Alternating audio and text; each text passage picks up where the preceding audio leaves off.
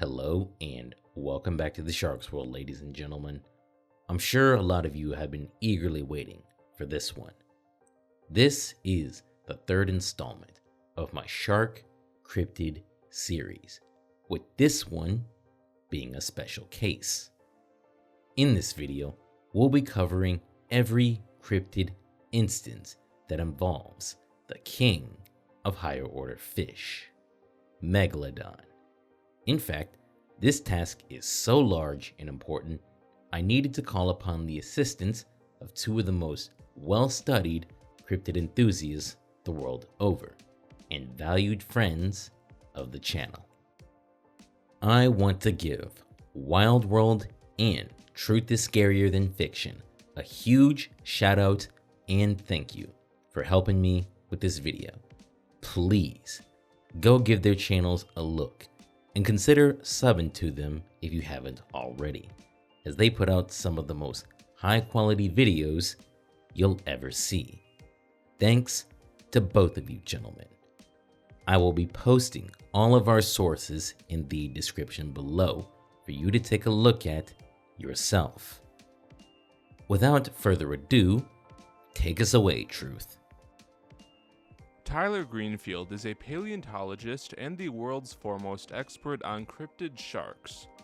His 2023 paper on the Megalodon was an important in-depth analysis of multiple Megalodon sightings. In addition to his papers, he also runs the Inserte Sadis blog and helps run the Cryptozoological Reference Library. During an episode of Monster Quest, they examined stories of a giant shark reported near the Baja Peninsula. It was up to 60 feet, or 18 meters in length. Not only was it extremely large, but witnesses also said it could move very quickly. Fisherman Eric Mack once had his boat hit by a massive animal in the water. He then saw the shape and tail of a giant shark near his boat. Other eyewitnesses reported similar aggressive behavior from the animal, which distinguishes it from the whale shark. Prior to the Monster Quest episode on the Black Demon, there's zero mention of the name Black Demon anywhere. However, there is a Red Demon legend that was around for years before the Black Demon episode. The Red Demon is an aggressive squid said to attack humans near the Baja Peninsula. The guy who looked for it, Scott Cassell, even appeared in the Black Demon Monster Quest episode. Due to these similarities, I think that Monster Quest just ripped the Red Demon squid name off and used it for the giant shark. Tyler Greenfield and his resources were a massive help for researching this topic. His article of Megalodons and Men, reassessing the modern survival of Otodus megalodon, will be heavily referenced in this video, and I highly recommend you give it a read for yourself sometime. So, looking at the shark cryptid iceberg, let's take a look at the JS Elkington shark. This instance comes from a book written by David Stead called Sharks and Rays of Australian Seas. Mr. Stead writes about an encounter described by Captain JS Elkington in 1894, where his 35-foot boat broke down off of Townsville, Queensland, Australia. While attempting to fix it, he claims to have been approached by a large shark that was bigger than his boat and hung out by it for about 30 minutes while it was broken down. Captain Elkington described the shark as yellowish and white in color and looked like a white shark. He claims that it wasn't a basking shark or a whale shark. So let's start with the obvious question. Did Captain Elkington actually see a megalodon? No. Then what did he see? White sharks, whale sharks, and basking sharks have been well documented in Australian waters. But white sharks are usually in the 16 to 20 foot range in terms of length, with outliers like deep blue hitting 23 feet in length. Whale sharks and basking sharks have been well documented growing over 35 feet, with 40 feet being about the limits of basking sharks, albeit a few outliers. Of the two, what I believe Captain Elkington saw, as I'm sure most of you would agree, was a basking shark. Now, at first glance of the details, there appears to be some problems with this, but I would argue that this is merely a case of human error, and let me explain why. Most people are very bad at judging things without a reference. Just look at how often we overestimate the size of animals. We're also bad at judging things when in stressful situations. Basking sharks and white sharks look similar at a glance, with basking sharks being larger, of course. This makes sense since they're both mackerel sharks. Basking sharks often get mistaken for white sharks, or, in this case I would argue, megalodons all the time. In fact, I remember reading some books as a kid that said white sharks could grow to 40 feet in length, when what whoever wrote that book saw was more than likely a basking shark. That or they just didn't do their research. What about the coloration? Neither whale sharks or basking sharks are known to be yellowish white, with the exception of the extremely rare albino whale shark. However, if I had to take a guess, I would argue that the color he saw was because of the ocean itself. While basking sharks are known for their brownish color, look at this picture here. Because of the condition of the water, one could be forgiven for thinking this was a whitish color at a glance. And remember, this was back in 1894, where we had next to no knowledge about sharks. But of course, this doesn't explain the shark staying still next to his boat for the whole 30 minutes. Whales are capable of staying still in the water because they don't have to swim to breathe. But it's really hard to mistake a whale for a shark. At least I hope it is. So what happened here? Remember when I said humans are very bad at judging things? You know when you're at your job working and you feel like you've been working for about 35 minutes and then you check your watch and it's only been 10? This is what I believe happened with his judgment of the time. As for his boat staying still, while it was broken down and he wasn't moving it, the ocean was. If we dropped you in the middle of the ocean for 5 minutes and you didn't move, let's assume you can stay afloat and not run out of stamina, when we came back to check on you, you would not be in the same spot. That's because the ocean is always moving. This could explain the situation with Captain Ellington. From his point of view, he wasn't moving, but the ocean would say otherwise. In conclusion, what I would argue happened is that Captain Ellington saw a basking shark in some murky waters with a fairly active ocean. Let me know your thoughts about this one in the comments below. Now, let's take a look at the Brockton Island shark. This is once again a story talked about in David Stead's book I mentioned earlier. This time, it was off the coast of New South Wales, Australia, in 1918. Some fishermen trapping lobsters at Port Stephens reported an enormous shark attacking and eating lobsters they had trapped. They claimed the shark was between... Hold on, one sec. Are you serious? Are you shitting me right now? There's people taking this claim serious. And you expect me to read this with a straight face? According to these fishermen, the shark was between 115 and 300 feet long. Do not take this claim serious. Either these fishermen were just trolling for a good laugh, or they were on some heavy stuff. But here, let me at least provide some context as to why this was taken serious in the early 1900s. I'm sure a number of you have seen this picture, right? This was one of, if not the first reconstruction of Megalodon jaws. Based on this reconstruction, Megalodon was originally estimated to be 90 to 100 feet in length. Because of this, David Stead had originally thought the claim of these fishermen held validity to it.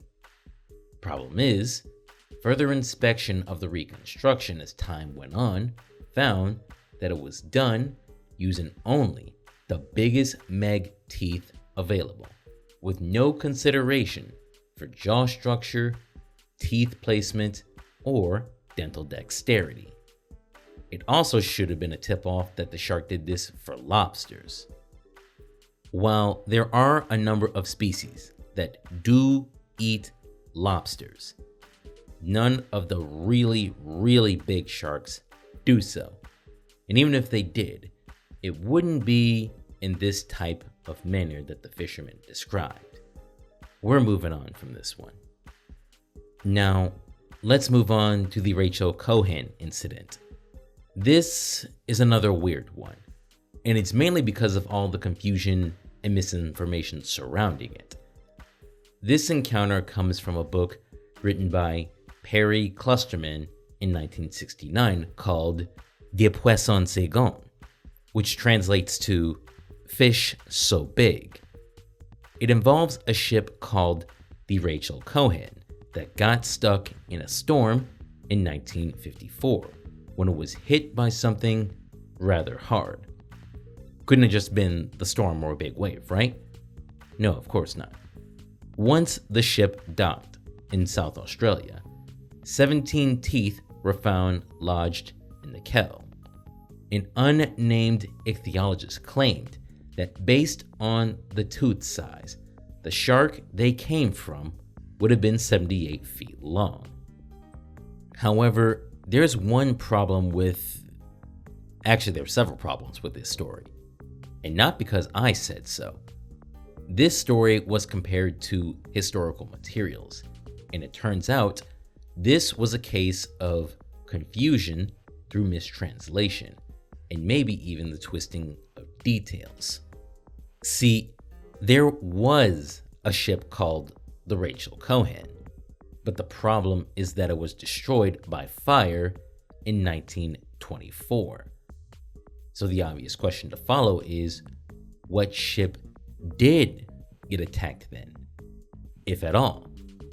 Follow me on this one, because this is where things get tricky. In 1897, there was a ship called the Eclipse that was docked in South Australia. Apparently it was getting refitted. While this was happening, shark teeth were pulled from the hull of the ship. Problem is, no details about the teeth were documented. We don't know how many of them there were, how big they were, etc. So, now this story gets retold in an article in 1926, but with a few differences. The article didn't provide a date. Instead of the ship's name, the Eclipse, the name Rachel Cohen was used. And to be clear, I believe this was an honest mistake. The story was then retold again in a book written by Victor Kopelson called Shark Attack. Original name, I know. In this book, Kopelson spoke of a fishing boat that was attacked by a 17-foot white shark in Streaky Bay. The shark was later caught and 3 of its teeth were extracted from the boat. This story will be the reference for Perry Clusterman's book in 1969. Now, what is theorized here, and to kind of paint a clearer picture, Perry Clusterman wrote about an encounter in 1969 with a large shark attacking a ship in Australia, where his main reference was from a book in 1950 that had the wrong details, where the book's reference was an article from 1926 that had the wrong details. Remember, they didn't have the internet like we do to fact check things. Not that everything on the internet is true, but you get the point. The tip-off in the smoking gun, or ship in this case, was the use of the name Rachel Cohen, which was destroyed by fire. As I said before, this was a case of misinformation and mistranslation. For a video about Megalodon, I hope you're noticing all the human error involved in all of these stories. But you've heard enough of me for now. I'll pass things off to Wild World from here. Zane Gray was an American author who published a variety of popular books in the early 20th century, many of which were westerns that became quite successful, with a lot being turned into movies and TV shows. Pearl, who later preferred to go by Zane, was also a dentist and an avid fisherman. In fact, he had quite a passion for the ocean. It seems like he never got around to writing any fiction about the high seas, but he did write multiple factual books about fishing in different waters around the globe. In one particular book, titled Tales of Tahitian Waters, 1931, he wrote about an encounter he had with a particularly large and unidentified shark. The sighting took place at some point in 1927 or 28 off the French Polynesian island of Rangiroa. Despite being familiar with sharks, Zane was unable to identify the shark, though he said it was longer than his boat, which was somewhere between 35 to 40 feet long, about 12 meters. The animal's head was a square shape,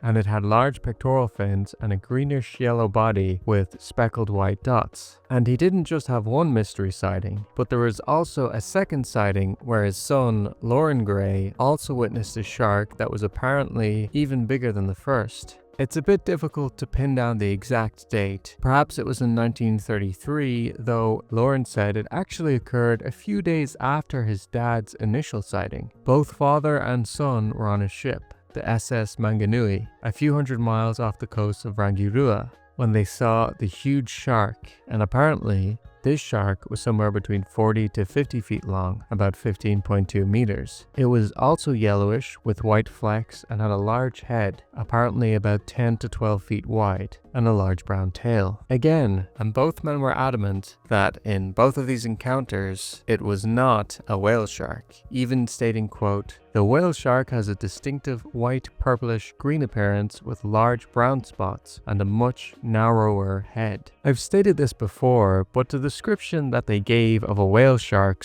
sounds really strange, and the description they give of the mystery shark, well, it does sound a lot like a whale shark. Though you would imagine that Gray, being a record-holding fisherman with a deep fascination with the ocean, would know what a whale shark is. It is also worth mentioning that Zane didn't state that the shark was a megalodon, but simply a shark he didn't know. Another aspect that might be interesting is that during the first encounter, Zane saw the shark as he was reeling in a yellowfin tuna, and this large shark ignored the tuna and swam right past it, which to me seems like it wasn't necessarily a predatory shark, and maybe this large spotted square-headed shark was a filter feeder, kind of like whale sharks do inhabit French Polynesia, and if there was another large species of shark around Rangiroa and the other islands in the region, you'd imagine there would have been more sightings, especially in more recent years, as the island, as well as the other islands in the area, have become quite popular with tourists, especially those who want to go snorkeling, scuba diving, or whale watching.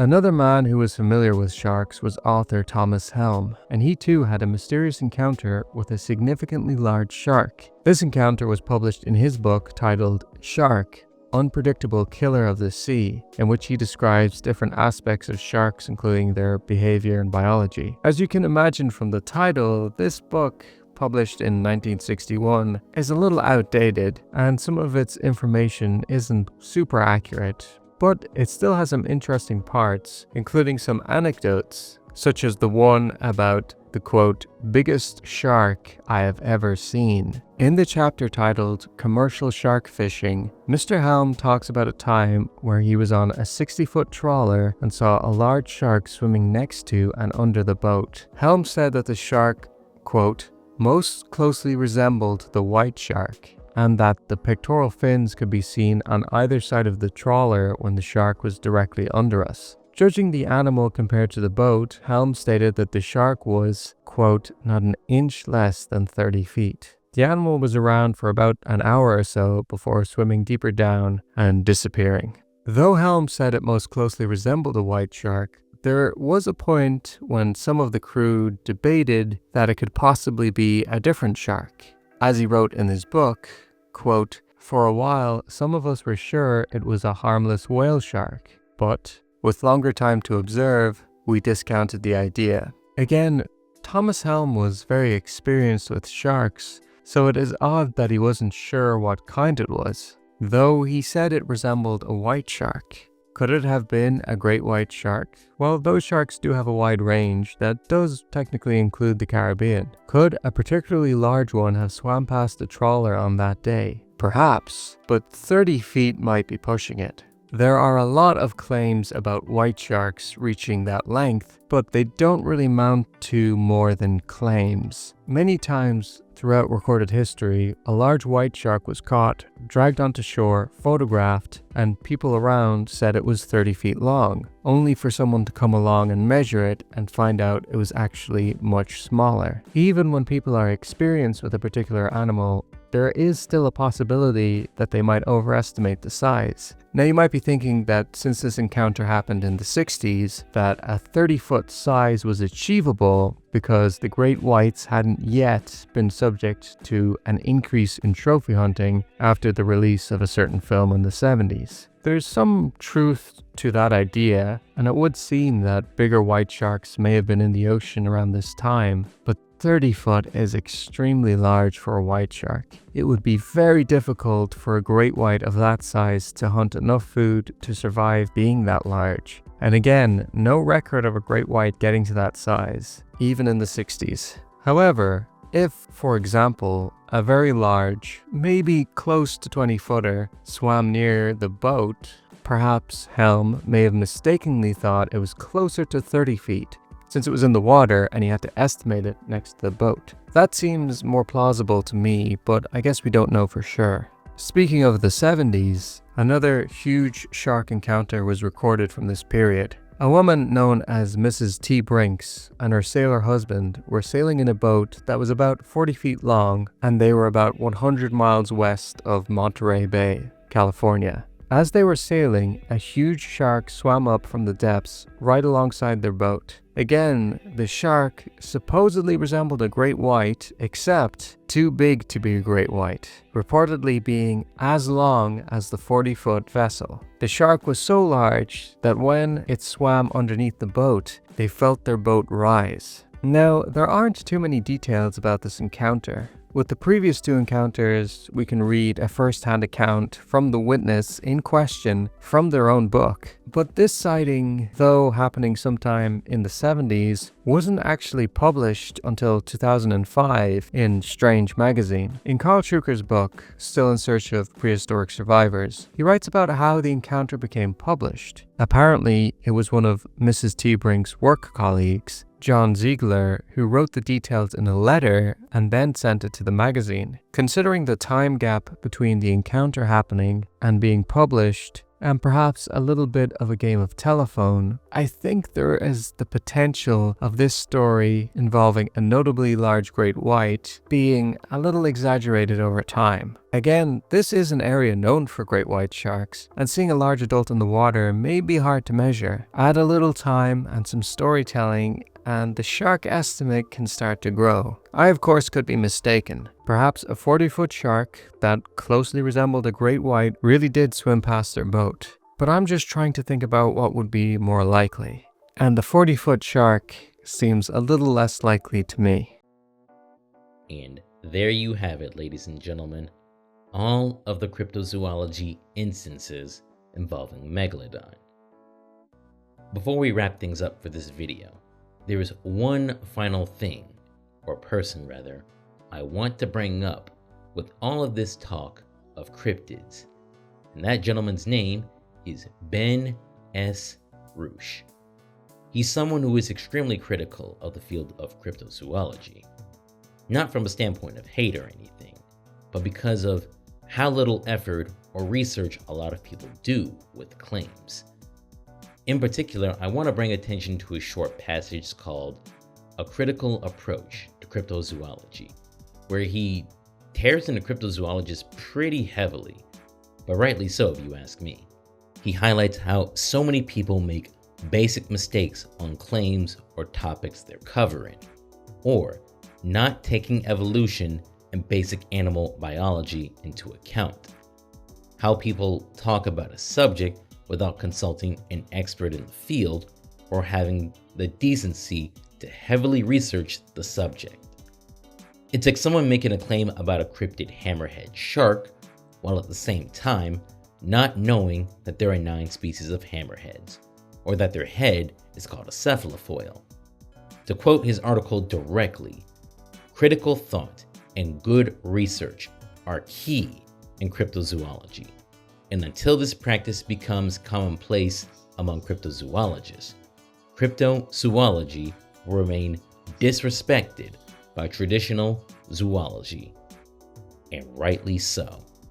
I 100% agree with him here. It's why myself and many others always approach any cryptid claim with a healthy dose of skepticism or ask critical questions. It's why I always ask, what ecological niche would a cryptid claim fit in? And I encourage all of you to do the same. Anyway, that's going to do it for this video here. Once again, a huge thank you to Wild World and Truth is Scarier Than Fiction for helping me with this video. Please go give these gentlemen a look on YouTube and other platforms. And thank you for giving us some of your time. I'll see you in the next video. Until then.